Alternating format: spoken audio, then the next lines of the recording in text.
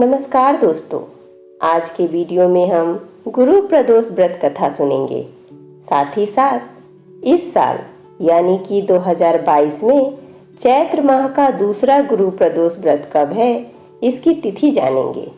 इस व्रत को करने का शुभ मुहूर्त कब है और इस व्रत का क्या महत्व है, इस व्रत को करने से हमें क्या लाभ होता है, इन सभी बातों को बारी बारी से जानेंगे। दोस्तों, गुरु प्रदोष व्रत कथा को करने व सुनने से हमें भगवान शिव की कृपा हमेशा बनी रहती है। ऐश्वर्य और विजय का शुभ वरदान हमें भगवान शिव से मिलता है। भगवान शिव बहुत ही दयालु और कृपालु देव हैं। वे मात्र एक लोटे जल से ही प्रसन्न हो जाते हैं। भगवान को प्रसन्न करने के लिए भक्त उनके प्रिय व्रत प्रदोष व्रत रखते हैं। इस व्रत से भगवान शिव जल्द प्रसन्न होकर भक्तों पर कृपा बरसाते हैं और उनकी सभी मनोकामनाएं पूर्ण करते हैं। हर माह की दोनों पक्षों की त्रयोदशी के दिन प्रदोष व्रत रखा जाता है। इस बार चैत्र माह के शुक्ल पक्ष की त्रयोदशी 14 अप्रैल यानी कि गुरुवार के दिन पड़ रही है। पंचांग के अनुसार जिस दिन गुरु प्रदोष व्रत होता है उसी दिन के नाम पर प्रदोष व्रत रखा जाता है। इस बार गुरुवार के दिन प्रदोष व्रत पड़ रहा है, इसलिए गुरु प्रदोष व्रत कहा जाएगा। इस दिन भगवान शिव के साथ भगवान विष्णु का आशीर्वाद भी प्राप्त होता है। आइए जानते हैं चैत्र माह के दूसरे गुरु प्रदोष व्रत की तिथि, शुभ मुहूर्त और महत्व के बारे में। पंचांग के अनुसार त्रयोदशी तिथि भगवान शिव की कृपा दिलाती है। चैत्र माह में दूसरा प्रदोष व्रत 14 अप्रैल 2022 यानी कि बृहस्पतिवार के दिन पड़ रहा है। गुरुवार होने के कारण इसे गुरु प्रदोष व्रत कहा जाता है। त्रयोदशी 14 अप्रैल सुबह 4:49 से शुरू होकर 15 अप्रैल 2022 शुक्रवार सुबह 3 से लेकर 55 तक रहेगी। प्रदोष व्रत के दौरान भगवान शिव की पूजा के लिए शुभ समय सायंकाल 6:42 से रात्रि 9:02 तक रहेगी। अब हम गुरु प्रदोष व्रत का महत्व जान लेते हैं। चैत्र का दूसरा गुरु प्रदोष व्रत विधि विधान से रखने पर साधक के जीवन से जुड़े सभी कर्ज दूर होते हैं। इतना ही नहीं, शिव की कृपा से उनकी आर्थिक स्थिति मजबूत होती है। अब हम प्रदोष व्रत पूजन विधि देखते हैं। इस दिन सूर्योदय से पहले उठकर स्नान ध्यान करके भगवान शिव के सामने प्रदोष व्रत का संकल्प ले।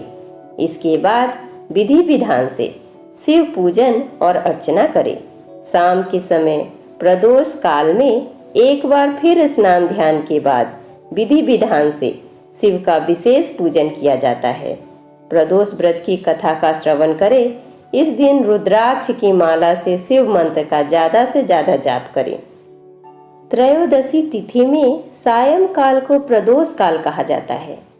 प्रदोष व्रत को मंगलकारी एवं शिव की कृपा दिलाने वाला माना गया है।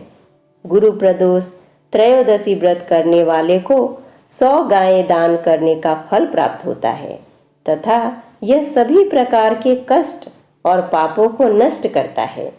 इस व्रत की कथा श्रवण करने से यानी सुनने से ऐश्वर्य और विजय का शुभ वरदान मिलता है। गुरु प्रदोष व्रत शत्रुओं का विनाश करने वाली भी मानी जाती है।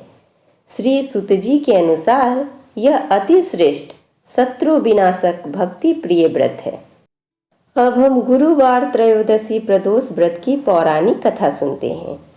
इस व्रत कथा के अनुसार एक बार इंद्र और वृतासुर की सेना में घनघोर युद्ध हुआ। देवताओं ने दैत्य सेना को पराजित कर नष्ट भ्रष्ट कर डाला। यह देख वृतासुर अत्यंत क्रोधित हो स्वयं युद्ध को उद्धत हुआ।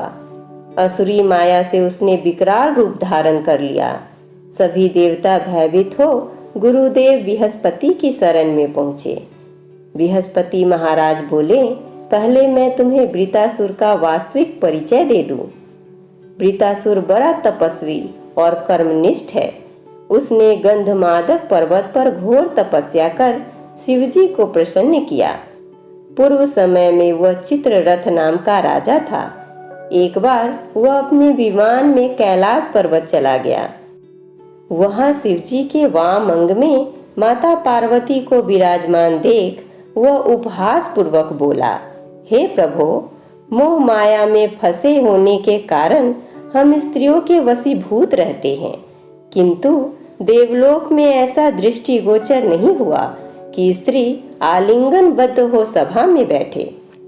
चित्ररथ के यह वचन सुन सर्वव्यापी शिव शंकर हंसकर बोले, हे राजन, मेरा व्यवहारिक दृष्टिकोण पृथक है। मैंने मृत्युदाता कालकूट महाविष का पान किया है, फिर भी तुम साधारण जन की भांति मेरा उपहास उड़ाते हो। माता पार्वती क्रोधित हो चित्ररथ से संबोधित हुई, अरे दुष्ट, तूने सर्वव्यापी महेश्वर के साथ ही मेरा भी उपहास उड़ाया है। अतएव मैं तुझे वह शिक्षा दूंगी कि फिर तू ऐसे संतों के उपहास का दुस्साहस नहीं करेगा। अब तू दैत्य स्वरूप धारण कर विमान से नीचे गिर, मैं तुझे शाप देती हूँ। माता जगदम्बा भवानी के अभिशाप से चित्ररथ राक्षस योनि को प्राप्त हुआ और त्वष्टा नामक ऋषि के श्रेष्ठ तप से उत्पन्न हो वृतासुर बना। गुरुदेव बृहस्पति आगे बोले, वृतासुर बालकाल से ही शिव भक्त रहा है। अतएव हे इंद्र, तुम बृहस्पति प्रदोष व्रत कर शंकर भगवान को प्रसन्न करो।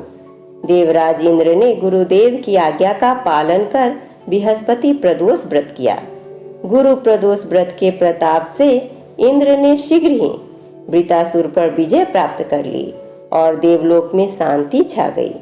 अतः प्रदोष व्रत हर शिव भक्त को अवश्य करना चाहिए।